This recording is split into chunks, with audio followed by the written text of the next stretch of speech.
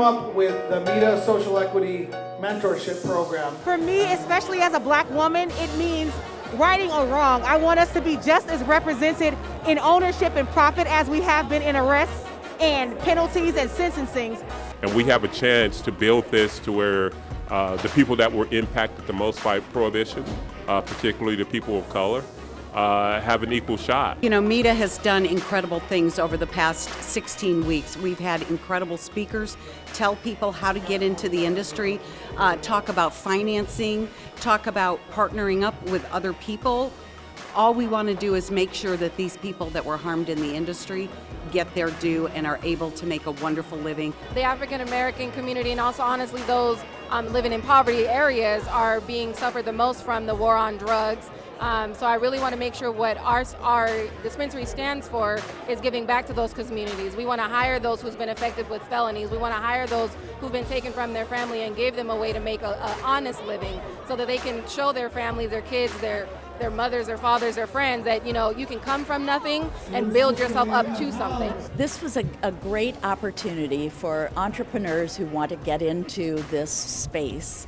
Social equity is part of the Prop 207 law, and it's aimed at providing opportunities in cannabis for communities that were disproportionately impacted by the war on drugs. We want to participate. We want minorities to participate.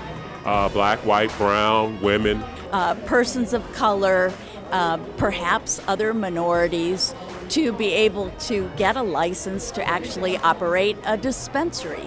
Where we're able to compete with those that have everything going for themselves right now. The Cannabis Equity Program. It gives everybody an equal opportunity to be on the same playing field, to have the advantage that others are having who may have maybe more financing or more abilities to create a business, as opposed to those of the minorities who don't have that opportunity right at their hands. I'm on quote Team Dimitri and Team MITA to help provide as much information, knowledge, education, connections as possible for those who may qualify for social equity licenses. So leveling this playing field will allow us to give back to those communities most affected.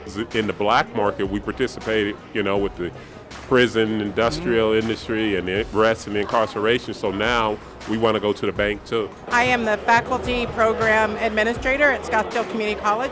We also have a social equity program, so people in the community can make donations so social equity applicants can afford to take our classes, so we're able to get a scholarship.